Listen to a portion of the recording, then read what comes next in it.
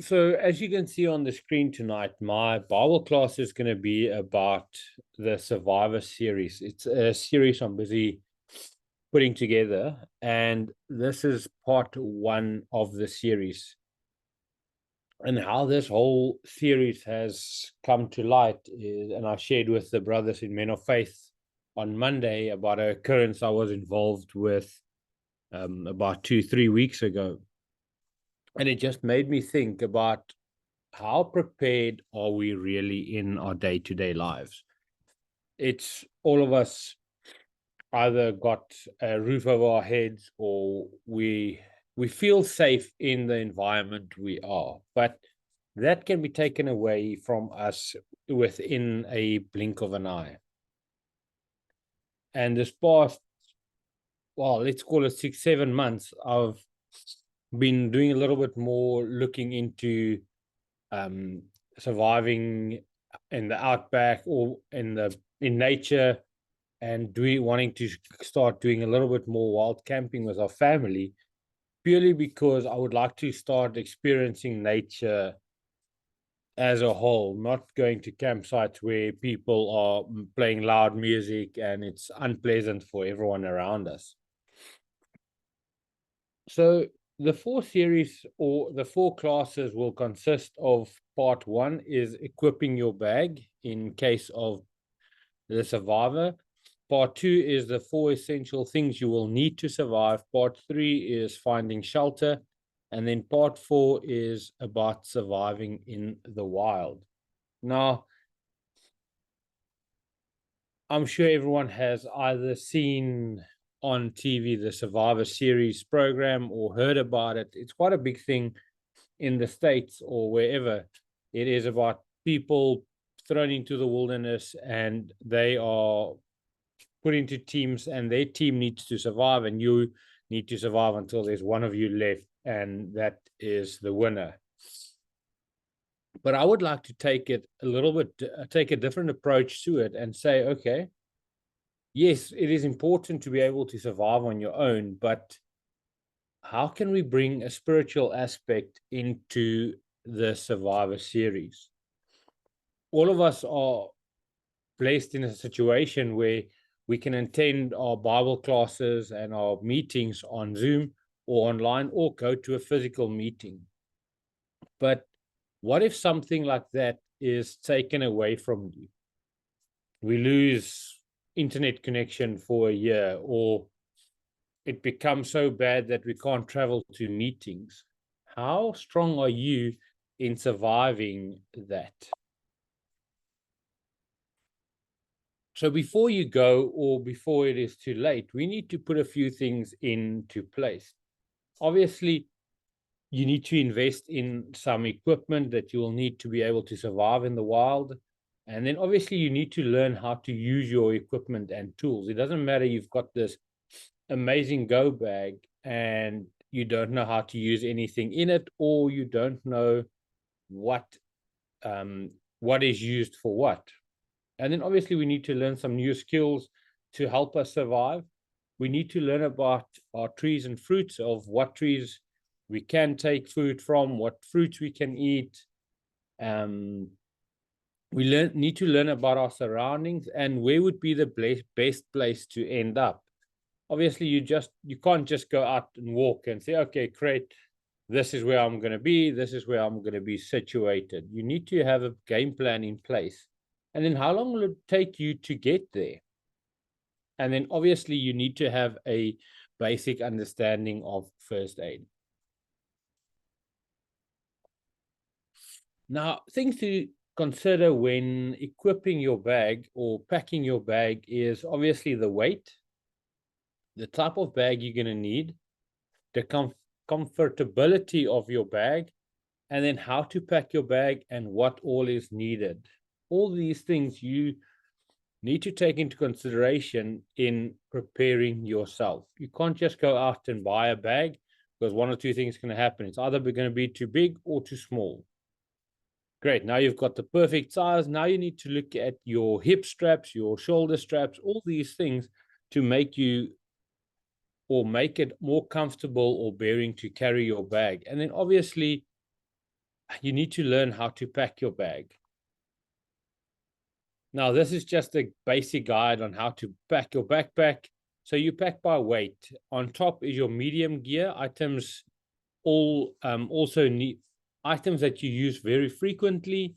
Your heaviest gear will be directly on your back. That's your tent, your camping supplies, and electronics. Lighter gears like your towel and clothing will be in front, and then other light gear, your sleeping bag, your coat, and those things that you use less frequent will be at the bottom of the bag. And most of these bags do have a zipper at the bottom, so you can access these things quite easily as well. And then this is just a more in detail picture of how to pack your bag. And all these things at the end of the day is going to help you to have a great journey, or it's going to make you struggle and suffer a bit. So as you can see, there's clothes on the top, or the parkas, the things they use a lot in the front, your heaviest items on your back or on your shoulders, and then the lighter things at the bottom. But what all do we actually need? So these are some of the most basic survival items that you would need. An axe to cut wood, a shovel. This one's got a fishing rod in, a good knife, a first aid kit, something to use direction, something to heat up either food or water, and then things to heat, use to heat it up. But what does this all have to do with our spiritual life? And I would like to take you and change or try and wrap your mind around these things. Your weight would be, or if you look at the weight of your bag, that's the community you're in. Your community is either going to lift you up and make you feel light, or they're going to bear down on you, and you're going to start feeling very heavy. And it's quite difficult or easy to figure out that, do you belong in the community you are or not? The nice thing about this is, if you feel that you do not belong in the community you are, it's easy enough to take a step back and move from your community to a different community. And then the type of bag is your ecclesial life. That's the people you spending most of your time with. Remember when I said you're going to look at a bag that's the correct size, that's got really good back support, really good hip support, and that is what our ecclesial life is there. Our ecclesial life is there to help us, guide us, strengthen us, and help us move through our faith journey or our spiritual life. And then the comfortability of the bag, that is our relationship with God. If our relationship with God isn't a good relationship, doesn't matter what we do, we're going to start becoming and feeling very uncomfortable. Now, how we pack our bag, that's a completely different story. And that is by being in the Bible. We can't pack our bag like suck it out of your thumb, pack it in your bag, and away you go. Is by being in your Bible or learning how to pack your bag. That's truly when we start mastering the art of packing our bag and our spiritual life in the same manner. And then all your tools and equipment, that is all on your personal mental state, or how you feel as a person and how your spiritual life is. Now, what we're going to do is we're going to unpack all these 7 items one by one, and we're going to link some spiritual lessons to it. The first one is investing in some equipment. Obviously, you can't just go out, like I mentioned earlier. Okay, I'm going to go to Builders Warehouse or Cape Union Mart or Outdoor Warehouse, and I'm going to tell them this is what I want. I'm going to spend my money, and then I'm going to go home. Obviously, we need to do some research and finding out exactly. And it's normally when you start doing a hike or when you're in an event where you feel, okay, the bag I bought is really good. Within an hour, you'll know, is the bag you bought helping you or stopping you. So in 2 Timothy 3, verse 16 to 17, it says, all scriptures is God-breathed and is useful for teaching, rebuking, correcting, and training in righteousness, so that the servant of God may be thoroughly equipped for every good work. With one of the projects that I've started or been involved with from the beginning of the year, it just opens your mind up to a whole different perspective on life. And not that I say our life isn't comfortable, but the scary thing is it's only when we start becoming too comfortable, that's when we start figuring out there's something missing or wrong. And I've been doing some research on equipment that I need or that we use, but everything that I buy, or I'm looking at, okay, can this be used outside of what I need it for? Can this be used to help me and my family or help our community? And if that is a no, I put it in a list of 1 to 10.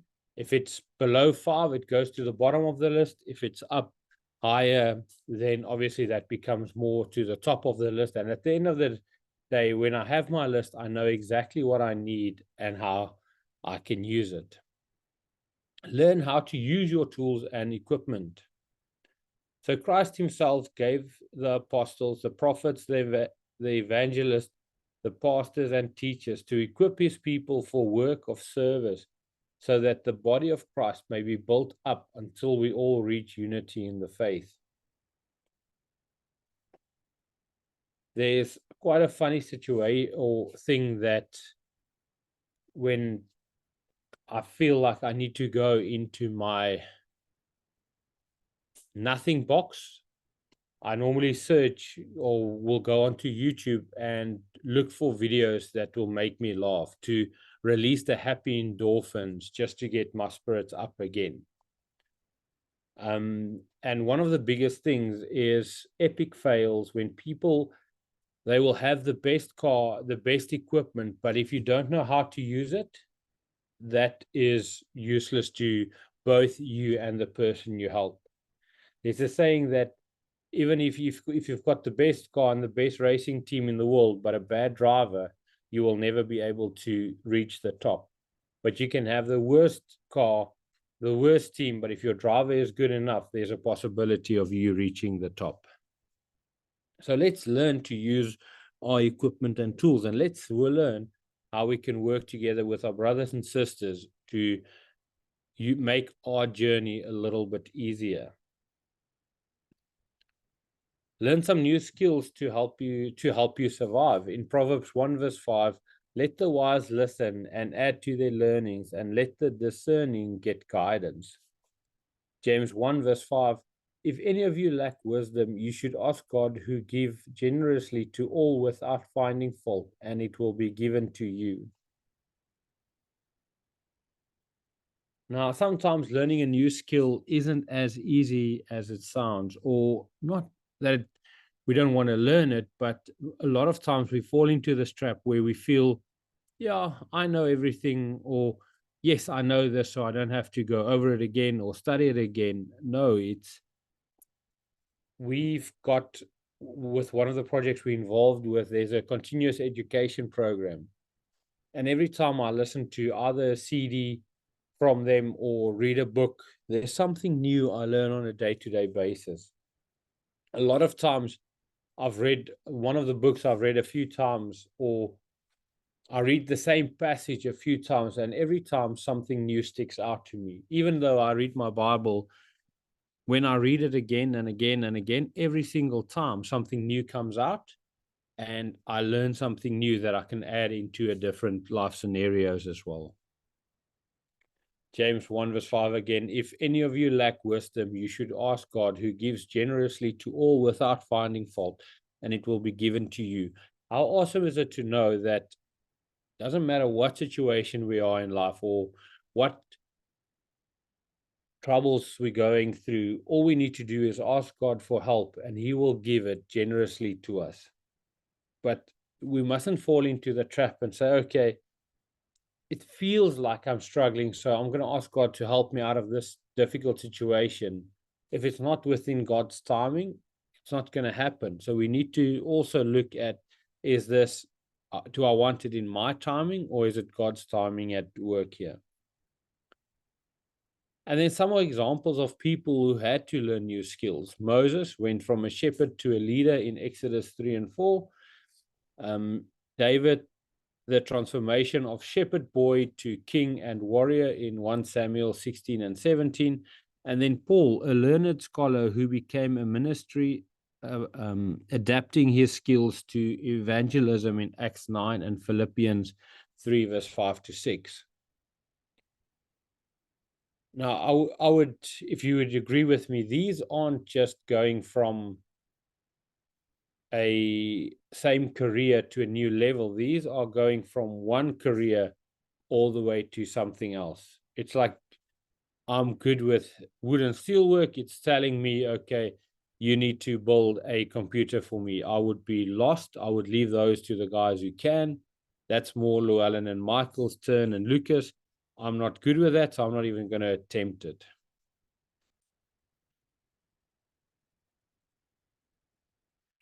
And then obviously we need to learn about our trees and our fruits. A while back, I watched a documentary about, it was also a person stuck in the wilderness, and he's got a channel on how to survive in the wilderness. And one of the things he said,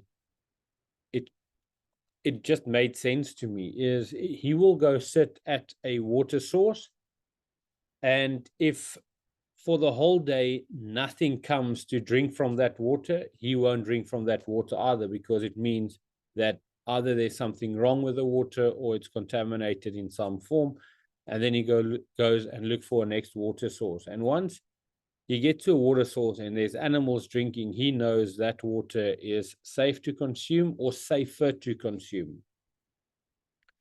Now, the tree of life found in Genesis is the tree of life is located in the Garden of Eden and symbolizes eternal life and divine supremacy.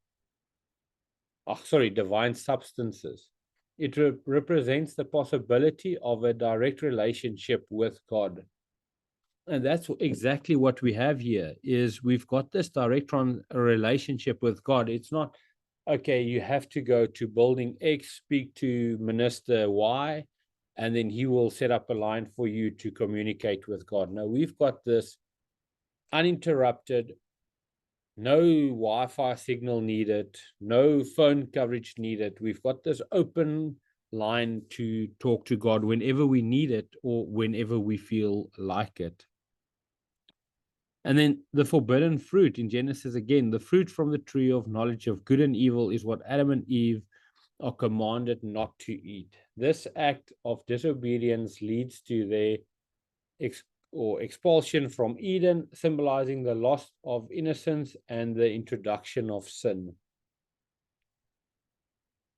Now, one of the things that scared me about this program that I watched is there were two almost apple-like fruit the guy had in his hand, and one of them was safe to consume for humans and not safe for animals, and the other one was safe for animals but not for humans. And I thought to myself, okay, wow, that's quite fascinating. So there goes my idea of just sitting somewhere and looking for an animal to come and eat it, because not all fruits are safe for human and animals. And then fruit as a metaphor. In the New Testament, fruit often symbolizes the result of a person's life or actions. For example, Galatians 5, verse 22 to 23, it lists the fruits of the spirits: love, joy, peace, and all those things. But can we eat love? That's one thing that made me think, okay, no, we can't eat love. We can't eat joy. We can't eat peace. We can't taste it. We can't feel, well, we can feel it and we can't smell it. So how do we get this action into our lives? And that, brothers and sisters, is having this communication or this one-mindedness of, I want to be like Jesus, and all those things will come to you naturally. It's not you go out and say, okay, today I'm just going to love everyone. It doesn't work that way. Today I'm going to just have joy in my life. Or today I'm just going to be peaceful or in whatever I do. And then Jesus and the fig tree. In the gospel, Jesus cursed a barren fig tree, Mark 11, verse 12 to 14, as a lesson about the importance of bearing fruit in one's life, reflecting the expectation of spiritual productivity. The first time I read this story about Jesus and the fig tree, I thought, okay, great. The tree didn't bear fruit and Jesus cursed it. But the more and more I read it, and the more and more I started looking at, okay, what is a fig tree? How does a fig tree work?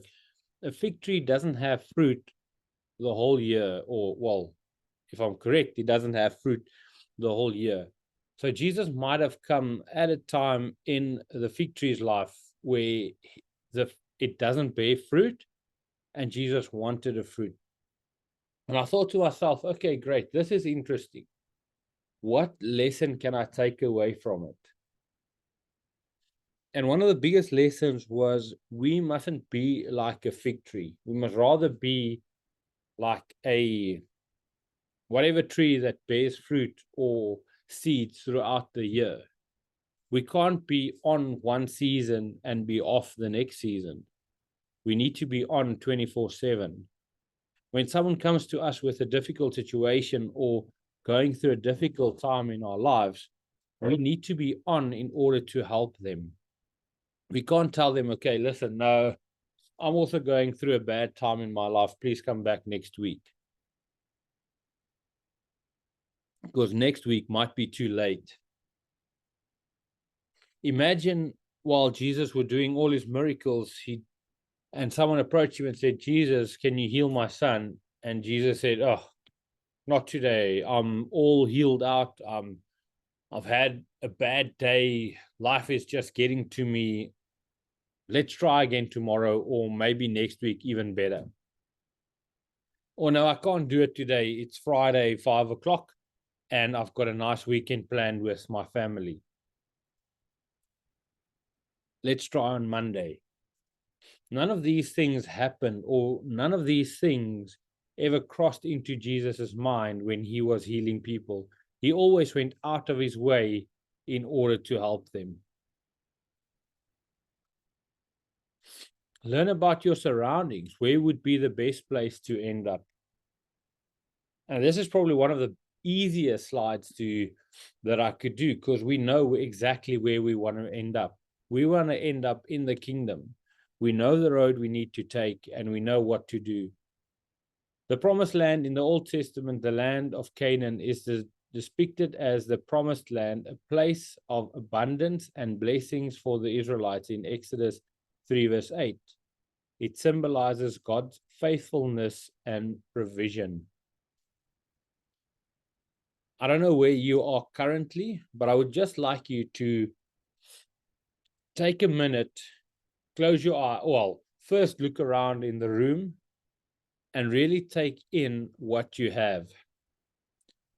Close your eyes and imagine your life without the people in it and without the things in your life in it.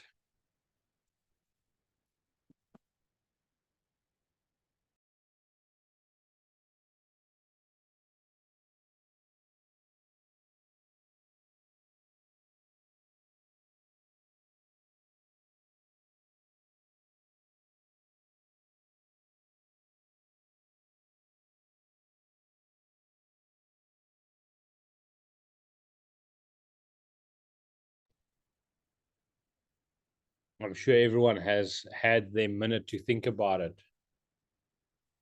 One of the things I try and live by, but a lot of times I fail, is to really give thanks for the things I have in my life, my strengths, my weaknesses, my abilities, the people in my life, the things in my life.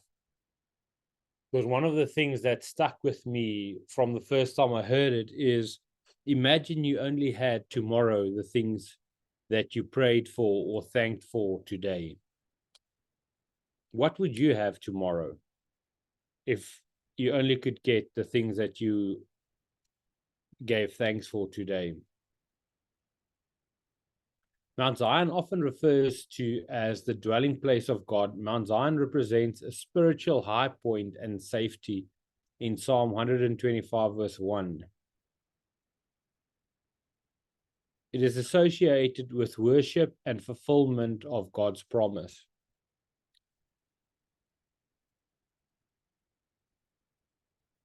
This had me going for quite a while when, as I was preparing this talk, this made me think, and I had to dwell on this for quite a while because it knocked me a bit. Mount Zion often refers to as the dwelling place of God. Mount Zion represents a spiritual high point and safety. And it just made me think, are we a Mount Zion for someone?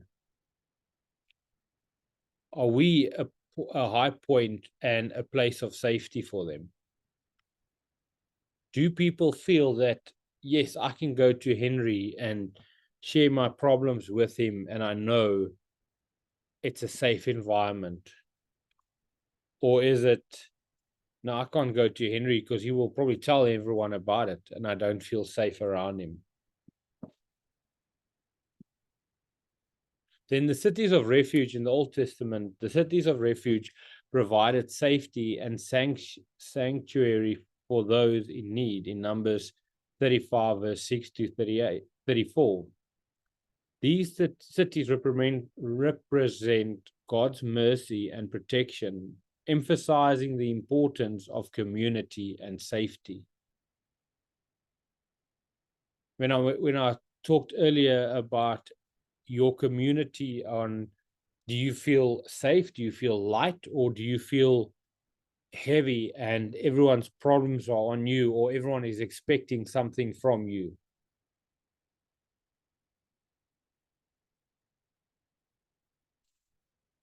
There's a lot of times in life where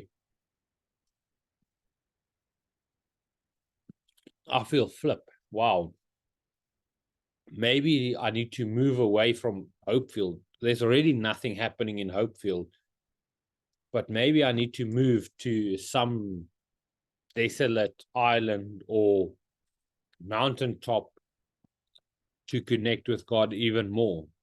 Because our lives are so busy with things that isn't as important as it is. But to us at that moment, it feels these things are, I need to get it done. I need to have it done now. It can't wait till tomorrow. But what about if tomorrow never comes? Would it have been that important? From the same gentleman that said, if you only had tomorrow what you prayed for today, he also meant, or also had a saying that, look 15 years ahead. Are you saying no to your child today? Just remember, in 15 years' time, the roles are going to be reversed and your children will say no to you. If you want to visit them or you want to do something with them, they're going to also say, no, I don't have time right now. And I already told Liesel, in next year, I would like to slow down a little bit, say no to more things so I can say yes to even more things with my family. Is the worldly things we have currently taking us away from what we really want? Maybe all of us just need to pack our bags and go live in the wilderness for a week, just to detox from the world and take something in. And living in harmony with creation. The Bible encouraged stewardship of the earth in Genesis 1, verse 28. And living in harmony with one's surrounding, reflecting on God's care for creation. And that's why I ended off with that on the slide, is we need to be more at ease or be aware of the things that surround us. As I was driving to go drop off something in one of the towns close by, I love looking at the posts or either the fence post or the light posts or telephone posts, because there's always a form of eagle or big bird of prey sitting there. And today I saw a brand new one that I haven't seen before. And as I was driving past, he jumped up and, well, as a bird would do, is take that leap before flapping his wings. And it was such an awesome sight to see this bird just majestically taking this leap, and he's with two flaps of his wings, he was almost gone and out of sight for me, obviously because I was driving as well. But don't we need to do that as well? Is take this leap forward and just spread our wings and say, okay, it's time to move on to new projects or new situations. And then how long will it take you to get there? And the first one is the journey to the promised land. The Israelites took 40 years to journey from Egypt to the promised land due to disobedience and lack of faith in Numbers 14, verses 33 to 34. This illustrates that the path to God's promise can be prolonged by our actions or our choices. And I know with me, I've got zero patience, especially when it comes to things that I need to get done now. Or if I ask our children to let's clean up quickly, and they will make anything a game. And that's another reason why I just want to take a step back and absorb my children a little bit more. It's not their fault they are 6 and 4 and 2. Especially one little Tyler will come to you and say, Papa, Papa, Papa, Papa. And he will pull at your finger until you get up and follow him. And sometimes he just wants to show you a little centipede on the floor, or a small little worm, or a small little snail. But to them at that stage, that is the biggest thing to them. So let's be a little bit more patient with our brothers and sisters and our surroundings. And then faith and patience in Hebrews 11, verse 1 defines faith as the assurance of things hoped for, the confidence of things not seen. The Bible encourages us to be patient, to trust in God's timing, understanding that his plans may take time to unfold. So many times I was in a situation and I would pray to God and say, God, please help me. I need help. I need guidance. I need strength in this situation. And only 2, 3, 4, 5 years from or later, that thing that I prayed for comes to light. And I was like, it's almost like a bulb going on. God was teaching me. He was guiding me. He was strengthening me for this whole time.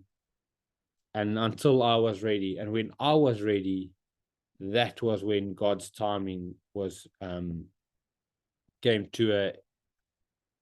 when God's timing took effect. And in spiritual growth, the process of spiritual maturity can take time as well. Philippians 1 verse 6 reassures believers that he who began a good work in you will carry it on to completion until the day of Christ Jesus. This suggests that spiritual development is a lifelong journey. There is a lot of brothers and sisters in our community that we can learn so much from. But if you look back and if you look at their lives, they are studying their Bibles every single day. They are in the Bible on a daily basis. And that's, for me, I know it's something I need to work on as well. And in God's timing, in Ecclesiastes 3 verse 1, it states, to everything there's a season and a time for every matter under the heavens. This acknowledges that God's timing is perfect and often different from our own expectations. So many times we feel like, okay, this would be a perfect time for something to happen, and it never happened. And one of the best examples is a while back, Lisa and myself decided we would like to move to PE. We enjoyed living in PE and we enjoyed the things there. But every time we try to do something or we try and get a foot in the door, it just one door closes and the next door closes and the next door closes. And we just never got any traction in going to PE. And then when the decision was made to look for a small holding in the Western Cape, Liesel just went on the internet, saw the place we lived in, and everything just started falling into place. Yes, there were some hiccups along the way, but nothing that we couldn't fix. And ever since we've been here, projects just began, and it just didn't begin. It was all in God's timing, but being at the right place at the right time, and God allowed us and opened doors for us to do all these projects. And then the basic first aid, and that's where we're going to end off tonight with, is compassion and care. That's one of the things that we're going to need in our first aid bag. The Bible emphasizes the importance of caring for others. In the parable of the Good Samaritan, Luke 10, verse 25 to 37, Jesus illustrates the value of showing compassion and providing aid to those in need, regardless of their background. Now, if you think about the story about the Samaritan, these are two people that shouldn't even be talking to each other, but one person had so much compassion for the other person that was hurt that he took his own money and took him to and used his own money, his own olive oil, his own everything of his own to care for this person, someone he didn't even know. And then the use of natural remedies. We need to learn more about what natural remedies can we use to help us get through a illness or get us through a sore we got or something. In ancient times, people used natural remedies. For instance, the Bible mentions the use of wine and olive oil for wounds in Luke 10, verse 34, about the Good Samaritan, which can be seen as an early form of first aid. And then health and hygiene. That's probably one of the biggest things we need to look at in our own spiritual life. Leviticus contains law about the cleanliness and health, which reflects an understanding of hygiene and disease prevention, although it is framed within religious law. I've done one of the first aid courses, and every single time they talk about cleanliness, hygiene, sterilizing, all these things to stop the prevention, to prevent any further contamination or diseases spreading. And then the last one is suffering and comfort. The Bible acknowledges suffering and encourages us to provide comfort for those in pain. 2 Corinthians 1, verse 3 to 4. This can inspire acts of kindness and support during times of injury and illness. Now, this might not be a physical injury. It might be something that happened in our day-to-day lives. A brother or sister struggling with an addiction or some form of something that will cause them injury or illness. Amen.